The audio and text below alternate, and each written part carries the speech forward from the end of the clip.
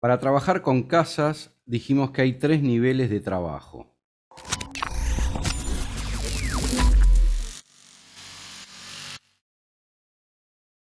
El primero, el contenido de las mismas. El segundo es comprender el modo de vincular una energía con una casa. En todos los casos, este razonamiento se hace desde 2 direcciones. Primero, como una cualidad. Un planeta o signo se manifiesta en una experiencia determinada. Es decir, en lo profundo estamos manifestando una cualidad en ciertas zonas de nuestras vidas. Y esto es lo que indica un planeta en determinada casa. Por ejemplo, si tenemos a Júpiter en 2, esto lo hablamos el otro día en el taller, estaríamos manifestando las cualidades de la expansión, la abundancia y la síntesis en las realizaciones materiales. Esto es lo profundo, el cielo que baja a la tierra y que baja a la experiencia. Sin embargo, pese a que esto es lo profundo, nuestra conciencia no lo ve así. Nuestra conciencia debe descubrir este camino. Ella debe experimentar cómo, a través de cierto tipo de experiencias, va formando una cualidad. En nuestro ejemplo, irá desarrollando la cualidad de la abundancia y la expansión, la confianza y la generosidad a través de experiencias de materialización. Entonces hay 3 factores: la energía pura, el modo como ésta se materializa y cómo vive el proceso, o sea, cómo vive el proceso la conciencia, ¿no? Y en todo proceso de vida están en juego estos 3 factores. Otra cosa importante es recordar que en astrología los razonamientos son circulares, cerrados. Nada tiene una sola dirección. Es un pensamiento en todo caso holográfico. El tercer tema cuando tratamos casas es que comenzamos a asomarnos al problema del destino. Ahora, al enfrentarnos con la forma que toma la energía en las experiencias concretas, aparecen temas que nos hablan del destino. Bueno, entonces arrancamos con la casa 7. En esta casa descubrimos el tipo de energía que nos complementa, que nos equilibra. La energía que aparece en nuestra casa 7 nos dice que necesitamos para estar en equilibrio, para estar completos. Sin ella estamos parados en una sola pierna. Como tiene que ver con nuestro lado complementario, la experimentaremos y buscaremos en otros, en nuestros vínculos de complementación. Repito, en nuestros vínculos de complementación. Y eso, por supuesto, van a ser sobre todo los matrimonios y las sociedades. Por estar del lado opuesto, libriano, esta energía tiende a buscarse en el otro. Ciertamente necesitamos la participación de un otro para experimentarla. Pero esto no quiere decir que el otro sea esa energía. Esta es la casa más proyectiva del zodíaco, porque está muy distante de la conciencia. Es nuestro polo opuesto. Pero se trata de una energía que nos es absolutamente necesaria, y como la negamos dentro de nosotros, la buscamos afuera. En cuanto la vemos aparecer, entramos en estado de fascinación porque la necesitamos dramáticamente. Nos enamoraremos de ella. Ahora bien, si está muy proyectada, esto puede provocar 2 cosas. En primer lugar, si nos sentimos que está en nosotros, comenzaremos a depender totalmente del otro porque ella ingresa a nosotros solo a través del vínculo. En segundo lugar, si la niego en mí es por algo. Hay algo que no termino de aceptar en esta energía. Entonces, cuando el otro la trae, sigo negando algo. Por lo tanto, el vínculo tendrá una gran dificultad. O sea, acá hay que abrirse a vincularse externamente, básicamente. Acá preguntan cómo es que la negamos dentro de nosotros. Claro, porque es una energía que, digamos, como esta es la casa más proyectiva del zodíaco, siempre se va a tender a negar. Eso no está dentro de nosotros y lo buscamos en los vínculos. Por eso nos atraen. Vamos a ver el ejemplo de Urano en 7. ¿Qué sería Urano en 7? En lo profundo, vamos a decir que la modalidad para ser pareja y asociarse tiene que ver con lo libre y lo abierto, con algo que no busca estabilidad ni seguridad. Digamos, esto es algo que se va a ir creando momento a momento, en el instante. Fíjense qué difícil es para vivir Urano en 7 en nuestra sociedad, ¿no? Entonces, lo que dice la astrología es que en cuestiones de pareja y asociaciones, la persona va a ser uraniana, o sea, el Urano se va a manifestar en el ámbito de la pareja. Ahí se va a empezar a desplegar. Desde el punto de vista de la conciencia, la persona tendrá que aprender los vínculos uranianos. Al principio le va a costar muchísimo, porque va a ser una energía difícil para identificarse con ella. Por eso, si uno no se identifica, lo atrae desde afuera. Pero no es que lo elige libremente, sino que de alguna manera lo va a padecer al principio. Las experiencias que pueden aparecer van a ser cortes, inestabilidad, por ejemplo, un sol en casa 7. Según esta posición, para sentirse uno mismo, la persona necesita la pareja o el vínculo complementario. Si este vínculo no existe, se siente descentrada, sin identidad. Qué difícil para Leo, ¿no? Darse cuenta de eso. O sea, para un libriano esto sería algo más natural. Claro, ahí preguntaban Saturno en 7. Sigamos con el ejemplo de Saturno, ¿no? ¿Qué significaría Saturno en 7? Bueno, en principio podría ser dificultad para encontrar pareja, dificultad para complementarse. Acuérdense que todas las, digamos, en donde está Saturno siempre va a haber dificultad, siempre va a haber aprendizaje. Entonces vamos a sentir que nuestra pareja nos limita. Claro, ahí dicen pareja mayor o pareja tardía, exactamente. Las parejas van a llegar generalmente a buen puerto después de la segunda mitad de la vida. O puede ser juntarse con alguien mucho mayor o uno también hacer de padre del otro. Buscar un padre en la pareja. Acuérdense que Saturno está ligado a la figura del padre. Y acuérdense que donde está Saturno siempre está el tema del tempo, ¿no?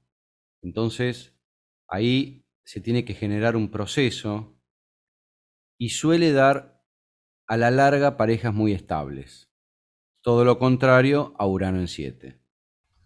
Vamos a hablar de otras consideraciones que el otro día comentaba en el taller. En principio, esta zona de la carta natal, el hemisferio oriental, está más vinculada a uno mismo y la otra, la occidental, a los demás. La zona de abajo a lo subjetivo y la de arriba al mundo, a lo objetivo, a la realización social. Si vemos una carta con todos los planetas en el hemisferio occidental, la persona tendrá una fuerte tendencia a experimentarse a sí misma en los otros.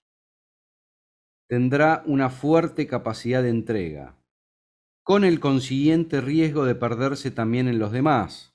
Si por el contrario tiene la mayoría de sus planetas concentrados en el hemisferio oriental, aunque sea de Piscis, será mucho más autocentrada y autorreferenciada. Su camino de estructuración energética no es a través de los demás, sino de su autoafirmación. Si una carta tiene todos los planetas o casi abajo, indica un ser que no busca mostrarse, que no busca salir al mundo, sino un tipo de vida íntima y anónima. Si están mayoritariamente arriba, la persona estará más socializada y le interesará fundamentalmente la proyección en el mundo. Por supuesto que las anteriores son pautas muy generales, ¿no? Y hay que tomarlas en relación al resto de la carta. Pero puede llegar a ser bastante significativo si hay mucha concentración ahí. Esto nos permitirá distinguir en una casa vincular como la 3, que está en el hemisferio inferior, a otros que pertenecen a mi propia estructura.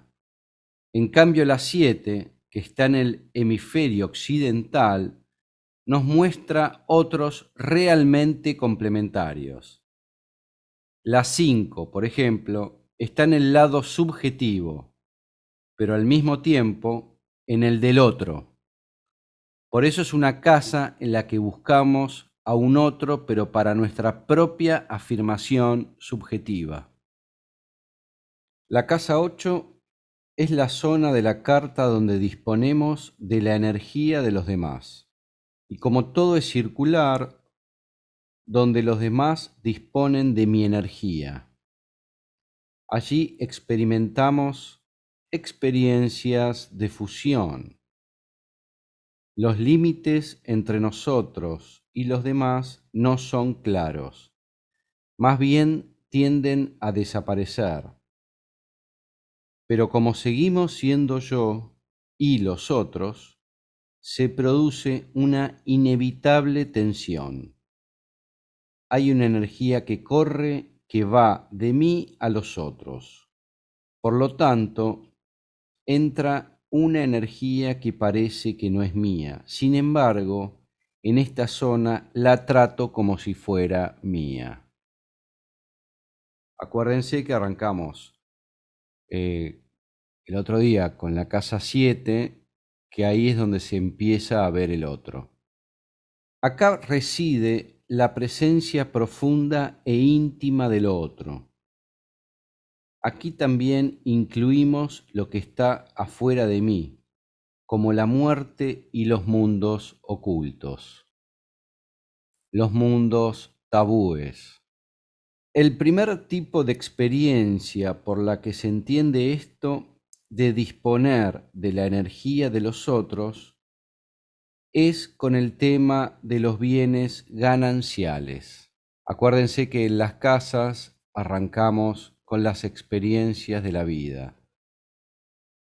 Y este sería un buen ejemplo para poder entender la casa 8. Estos son bienes de los que disponemos, aunque no se sabe bien de quién son. Mientras dura la fusión, no es necesario saber de quién o quiénes son. Pero si la fusión se corta, ya no sabemos exactamente de quién es. Hay zonas de nuestra vida en las que disponemos cotidiana y constantemente de energía, que no podemos definir como propia. Decir es mía, como la que, por ejemplo, tenemos en la casa 2, ¿no? En la casa 2 veíamos los bienes materiales y ahí sí uno puede apropiarse de esa energía. La de la 8 es usada por nosotros. Disponemos de ella, pero está construida con otras. En la medida que fluye es una cosa, pero si no fluye, se experimenta el conflicto. El conflicto de la casa 8 es de muy difícil resolución. Por ejemplo, veníamos con el tema de los bienes gananciales. Acá podemos incluir el tema de las herencias. Las herencias tienen que ver básicamente con la casa 8. Es energía que viene de otros, pero si vemos bien, es nuestra aunque provenga del abuelo. Porque si lo dice mi carta, es mía, ¿ok? Aunque provenga del abuelo, aunque sea recibida a través del abuelo. Es una zona de incorporación energética de lo que aparentemente no es nuestro, pero por eso es muy difícil de apropiarse psicológicamente, ¿no? Volvemos a decir que es la casa opuesta a la 2, donde los recursos de materialización son míos. Los de la casa 8, en cambio, son compartidos. Hay otra manera también de leer la casa 8. Si la casa del cónyuge la llamáramos la 1, o sea, la casa 7, ¿no? Que dijimos que era la casa del cónyuge, esta sería la 2 del cónyuge. Entonces, así como los recursos, los bienes son la 2, aquí tenemos los recursos y los bienes de nuestro cónyuge. Como son los bienes de mi complementario, también están en mi carta. Entonces acá empezamos a comprender que en la carta propia también se puede ver la carta de su complementario. Acá vamos a descubrir cuál es la energía con la que se establece la fusión. Cualquier experiencia de gran intensidad va a implicar fusión. Entonces, acá va a estar el compartir el dinero, el intercambio sexual, sobre todo desde lo psíquico, es decir, qué tipo de disponibilidad o dificultad de energías que experimentamos en la entrega profunda.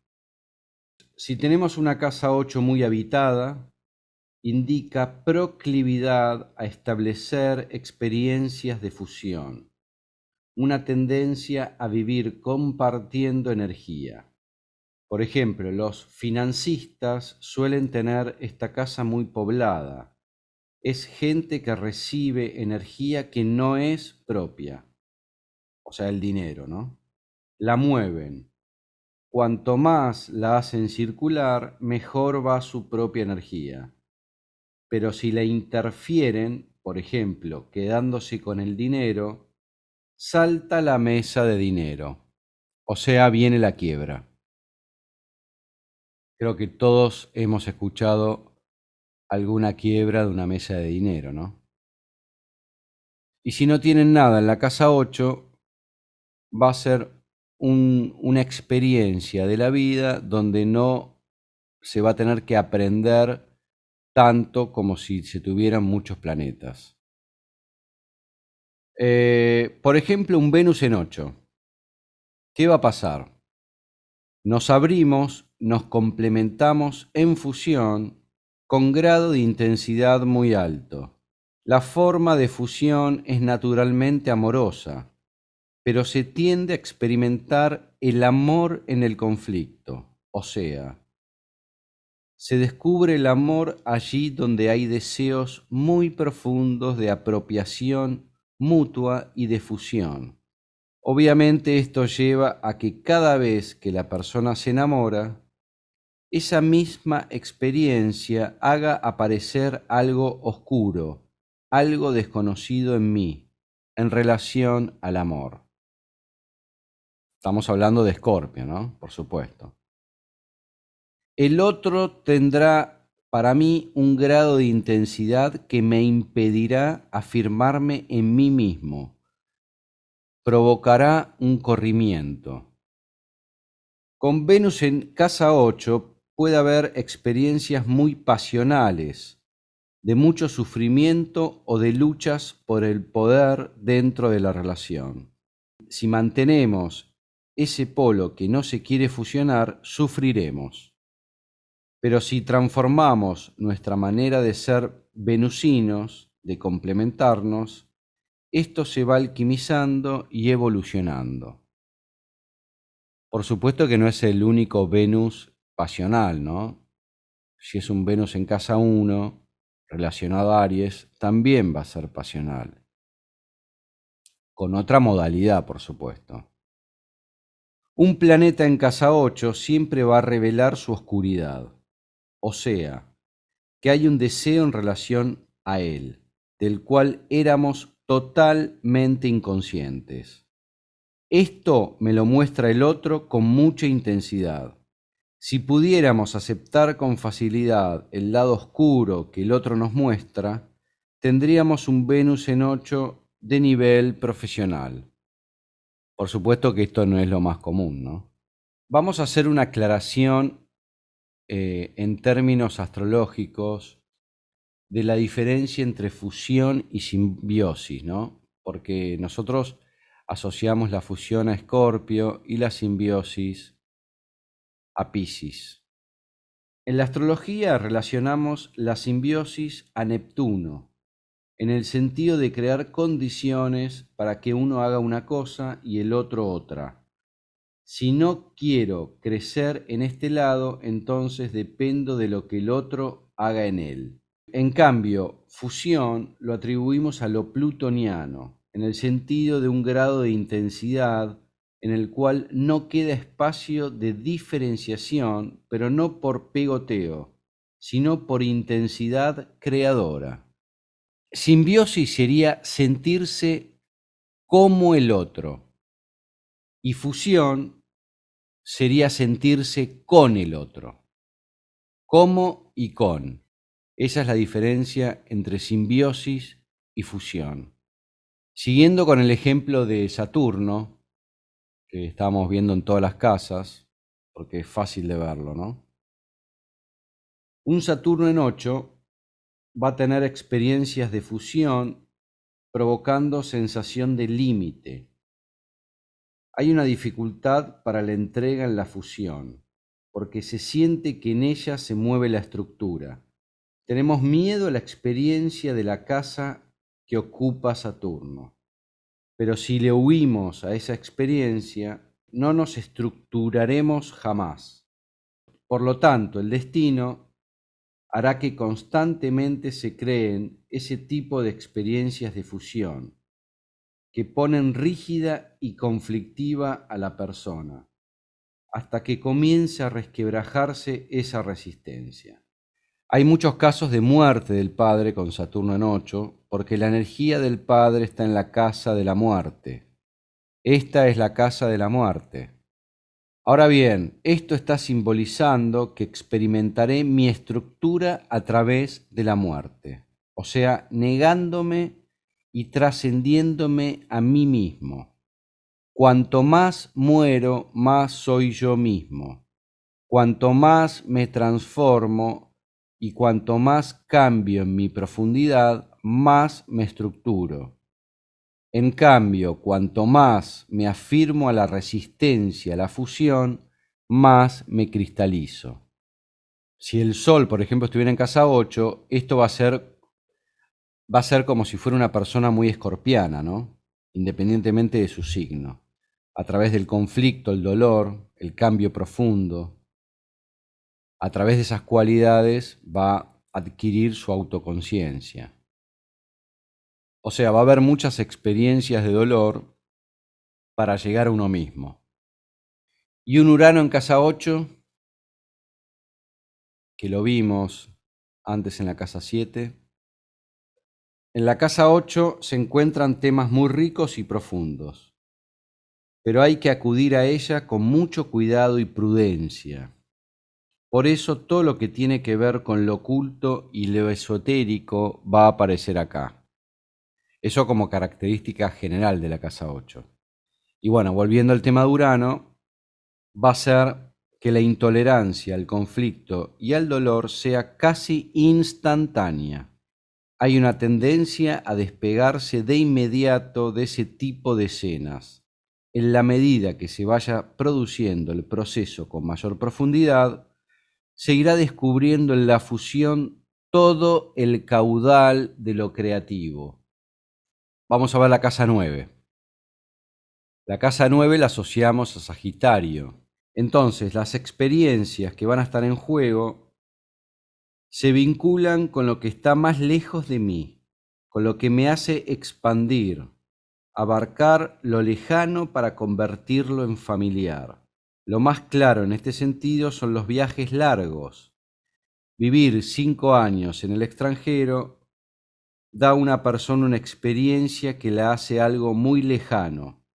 También se van a encontrar acá los procesos de expansión de la conciencia en general, el modo de educación en función de principios religiosos, éticos y la cosmovisión de una persona. Veamos la diferencia también con la casa 3, ¿no? Que tiene que ver más con la educación racional. En la casa 9 sería la educación más filosófica, la capacidad de síntesis, toda la búsqueda de significados amplios o viajes interiores. Y siguiendo con el ejemplo de Saturno, el Saturno en casa 9 puede dar miedo a viajar o a la expansión en general. Siempre encontrará una excusa para no viajar, salvo que se trate de viajes de trabajo o por estudio o responsabilidades. Ahí se fluye la energía con facilidad.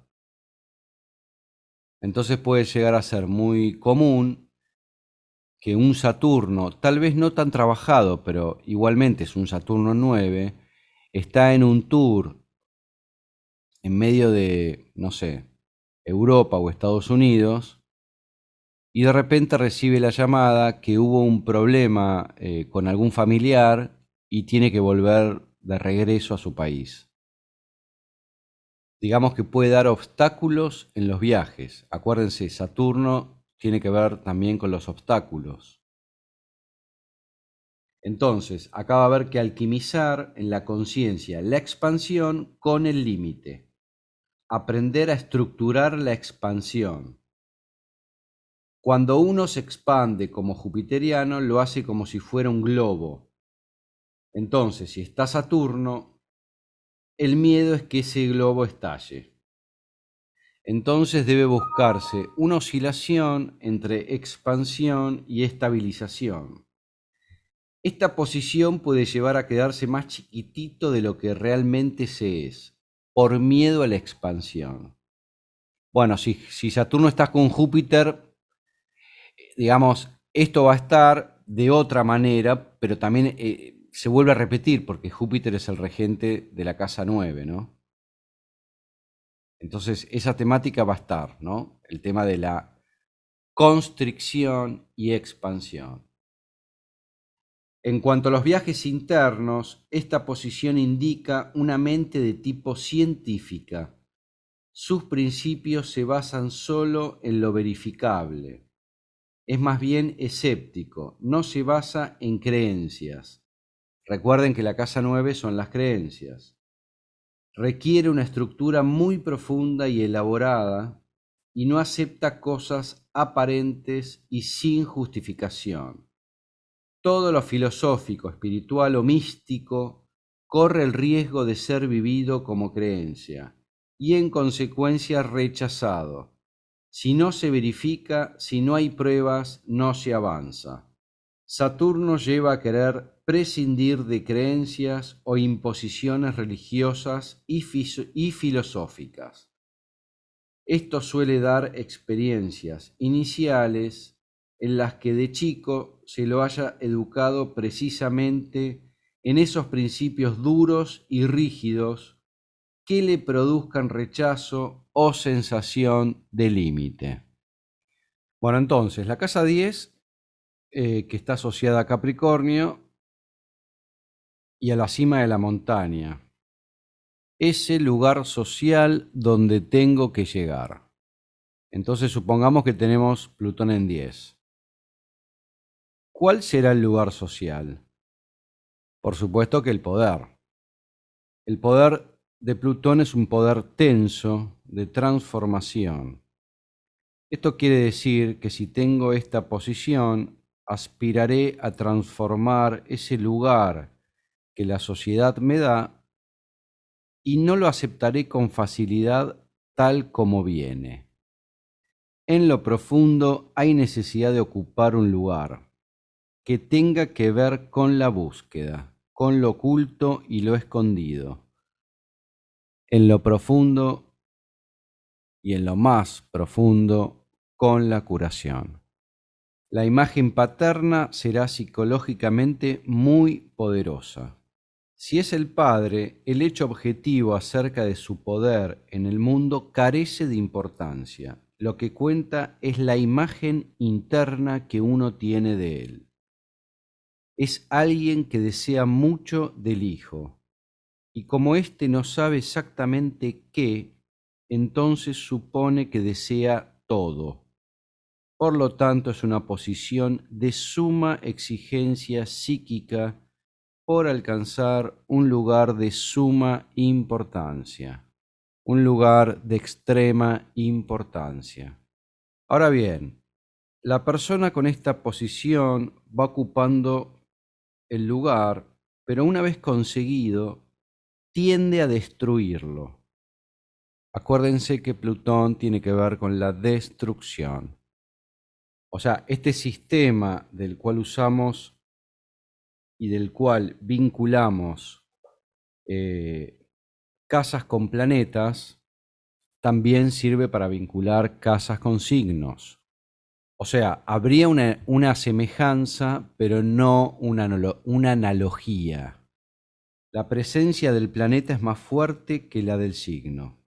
Por otro lado, si alguien tiene la casa 10 en Cáncer, pero también puede tener la Luna en conjunción con Júpiter, eso hace que su Cáncer esté muy impregnado de lo jupiteriano, porque se combinan las energías de esa manera. El estado del planeta regente modifica la cualidad del signo. Digamos que los signos son análogos y los planetas en las casas, pero más débiles. El planeta confiere potencia a la casa en la que está. Vamos a suponer que hay una luna en casa 10. ¿En qué área de experiencia descubriré la cualidad de protección, el afecto, la ternura y la seguridad? La casa 10 es lo profesional. Entonces, lo que signifique lugares sociales, buscaré aquellos que tengan que ver con cualidades lunares. Por ejemplo, maestra jardinera, médico pediatra, directora del colegio. Pueden ser las opciones. Hay que ver las otras configuraciones de la carta, ¿no? Por supuesto. Esto es para simplificar y poder entender. Psicológicamente esta persona se siente bien afectivamente en la profesión. Tiende a encontrar el afecto trabajando, realizándose profesionalmente. También puede mostrar que alguien puede desarrollar una carrera social por cuestiones afectivas. Puede ser entonces una posición insidiosa porque la persona a veces llega a ocupar lugares sociales que realmente no desea. O sea, los ocupa porque solamente allí hay afecto. Con la luna en 10, el padre brinda una imagen fuertemente afectiva. Es más cercano a lo materno que a una figura que pone límites. Un Venus en 10, por ejemplo, el lugar de la realización social es la belleza. O viceversa, la persona se siente feliz y completa ocupando un lugar social. Vamos a pasar a la casa 11. La astrología tradicional simplifica mucho su contenido, reduciéndola a la casa de los amigos. Pero en realidad se trata de los vínculos de afinidad selectiva que permiten que surja la creatividad grupal. Es la energía que la persona manifiesta estando en grupo, no la que habitualmente expresa como individuo. Cuanto más una persona se compromete con un grupo, más genera una cualidad hacia éste, encarnando una cierta función dentro de él. La energía que la persona encarna funcionalmente en grupo es la casa 11. Es la energía que uno genera cuando se compromete socialmente. Esta casa tiene que ver con las redes, con las tramas vinculares de tipo social. No hay creación individual, como por ejemplo podría ser la casa 5, que es la opuesta, la casa de Leo. Esta casa es colectiva. En ese sentido tendría algo parecido a la casa 6, solo que esta está más ligada a la noción de trabajo. En el caso de la casa 11 tiene que ver más con el aporte que la persona puede hacer, pero en niveles creativos, descubriendo cosas nuevas. Aquí vamos a encontrar a personas con las que tenemos profunda afinidad. Son vínculos libres. En el caso de la casa 3, ¿se acuerdan que eran vínculos que nos constituyen y con los cuales nacemos? En la 7 tenemos los vínculos que nos complementan y en la 11 vínculos que son de afinidad profunda para crear. Acá puede haber una profunda afinidad con alguien que piensa y siente como uno, alguien que escribió un libro que nos resultó fundamental, o alguien que trabaja de algo semejante a lo nuestro, pero a miles de kilómetros de distancia, sin conocerlo personalmente. O, por ejemplo, las relaciones que se están generando hoy en día con las redes. Uno puede tener amigos de redes que vivan en otros países y no conocerlos personalmente. La afinidad de esta casa es muy profunda. En general, en cierto tipo de parejas, la energía de esta casa es la que más actúa. Por ejemplo, esas parejas que son muy creativas, que juntos crean cosas, tienen en común frecuentemente este tipo de energía. O sea, no solo la de la casa 7. La energía de la casa 11 es más profunda. Esta es una casa muy proyectiva también, ¿eh? Se tiende a ponerla en los amigos. Entonces vamos a ver el ejemplo de Marte en 11. Podríamos decir que alguien pone mucha energía en sus vínculos amistosos, pero también puede experimentar agresión o pelea en ellos. O sea, el poner energía es Marte, ¿ok? La persona tiende a vincularse con gente volitiva, activa, agresiva, y también siente probablemente la agresión cada vez que se vincula grupalmente. También puede sentir que se generan competencias en los grupos con los que se vincula. En el tiempo, esta persona puede advertir que es ella la que genera esa agresión, esa competencia, que va a estar aprendiendo el significado de la competencia y la agresión a través de sus amigos. ¿Se entiende? Saturno en casa, bueno, no voy a analizar todo. Saturno en casa 11, viendo un poquito la seguidilla que estábamos viendo de Saturno, puede significar, bueno, aislamiento social puede ser, tener pocos amigos, sentir que hay un límite en esa área. Pero por otro lado, esa es el área donde uno se va a estructurar, ¿no? Entonces, la idea es que de a poco vayamos tratando de introyectar este tipo de energías. Por supuesto, no tenemos que tener la ilusión que en algún momento vamos a lograr introyectar todas las energías, porque estas son infinitas, son más grandes que uno. Nunca nos vamos a recibir de ningún planeta. ¿Cómo sería Venus en 11, por ejemplo? Podemos producir una confusión entre amistad y amor, ¿no? Entonces, antes decíamos que ningún planeta es malo o bueno, es lo que es. se tiene a Plutón como que es un gran maléfico, ¿no? Pero puede llegar a ser maravilloso. Plutón genera muchas enseñanzas. Mismo los planetas considerados benéficos, como, qué sé yo, Venus, Júpiter, ¿no? También pueden llegar a producir efectos negativos.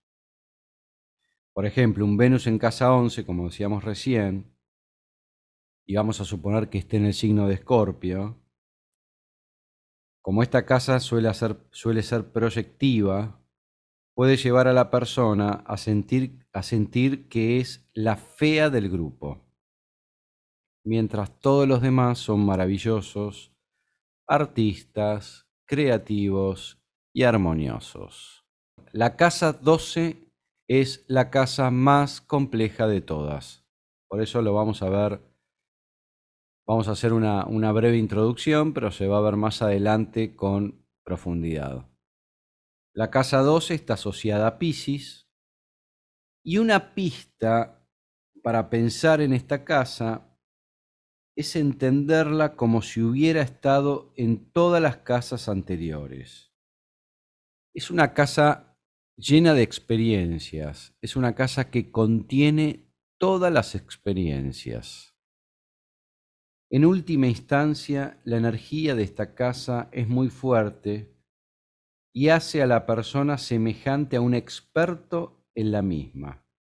Sin embargo, le falta aprender algunas cosas fundamentales de esa misma energía. Dicho de otro modo, aunque en ella estén la Luna, Mercurio, Venus, Marte, etc., no se va a tener de estas energías una experiencia personal. Es colectiva.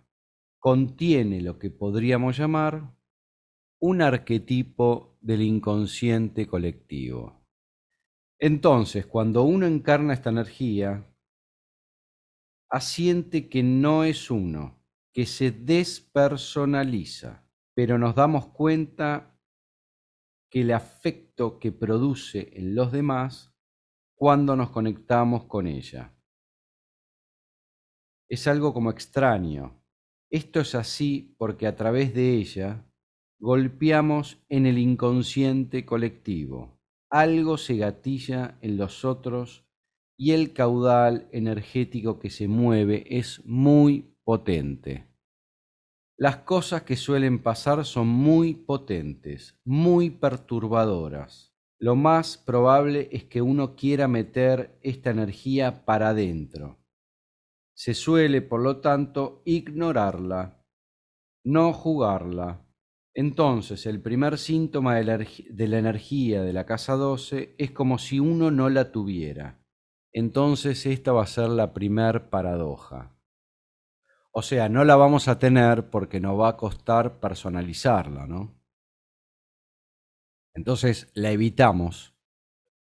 El segundo síntoma es que atraemos a muchísimas personas que poseen este tipo de energía. Constantemente nos van a rodear personas con esas características energéticas. En tercer lugar, de pronto y en ciertas situaciones, esa energía nos invade y desborda. En esos momentos nos comportamos de manera inexplicable para nosotros mismos. Vamos a poner el ejemplo de un Marte en 12. Entonces, con un Marte en 12, más bien vamos a ser tranquilos, perezosos, empezamos las cosas pero las dejamos enseguida. Y de pronto uno descubre que despierta mucha competencia y agresión, que despierta deseo y violencia inconscientemente. Con más razón aún, uno desea no responder a la violencia. Si alguien nos grita, nos quedamos callados. La sensación es que si gritamos también, podemos matar. Y esto no es joda. Entonces, hasta que un día muy tranquilos, haciendo la cola en el banco, alguien nos pisa un pie y estallamos. Nos agarramos a trompadas a los golpes y armamos un escándalo. Este tipo de cosas pueden pasar con Marte en 12. Era tan tranquilo y de repente le destrozó la casa a otro. Hasta que la persona no comprende que esa energía de violencia en realidad se está jugando en lo colectivo, le ocurrirán cosas de ese tipo. El trabajo de limpiar la 12 es difícil, lleva mucho tiempo. En este ejemplo consistirá en aprender que uno, en realidad, es un experto en violencia. Uno es un guerrero. Como tal, sabe que la violencia puede tanto liberar como producir horror. Conoce lo bueno y lo malo. Por eso tiene tanto miedo y prudencia en su uso. En la medida que aprende a usarla, se da cuenta que es un experto en ella, quizás más que un boxeador profesional o que Rambo. Cualquier planeta en casa 2 es muy difícil, genera situaciones de destino muy complejas. Lleva también a buscar en niveles muy profundos lo oculto, lo mágico, lo espiritual, para resolver ciertos problemas. Es una casa que lleva a niveles muy profundos de indagación, porque sólo así permite equilibrarse. Hay un bloqueo humano, sentimos que nadie puede enseñarnos a usar esa energía. Uno solo es el experto.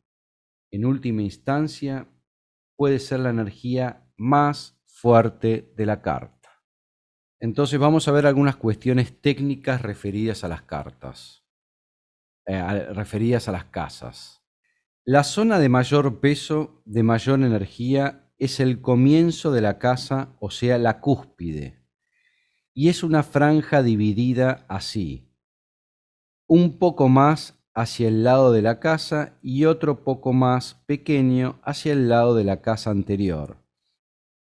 Eso quiere decir que el que tiene un planeta a más o menos unos 3 grados antes de la cúspide ya está influyendo sobre la casa que sigue. Si está a más o menos 5 grados, allí influye sobre ambas. Está en un punto de transición. A esto lo llamamos orbe. Es la franja de influencia de un planeta. También existe lo que se llama signo interceptado. Supongamos que tenemos la 12 en Virgo, todo Libra adentro y el ascendente en Escorpio. El signo interceptado es Libra, porque no tiene ninguna cúspide. Esta casa va a funcionar por opuestos, de manera que enfrente estará sucediendo lo mismo. En este caso, Aries también estará interceptado. Libra será una energía difícil para la persona, pero muy profunda y de mucho peso. Por eso funciona para ella inconscientemente. Se la suele proyectar produciendo ciertos problemas. El secreto para trabajar un signo interceptado es ver esto: que otro par de signos aparece con doble cúspide.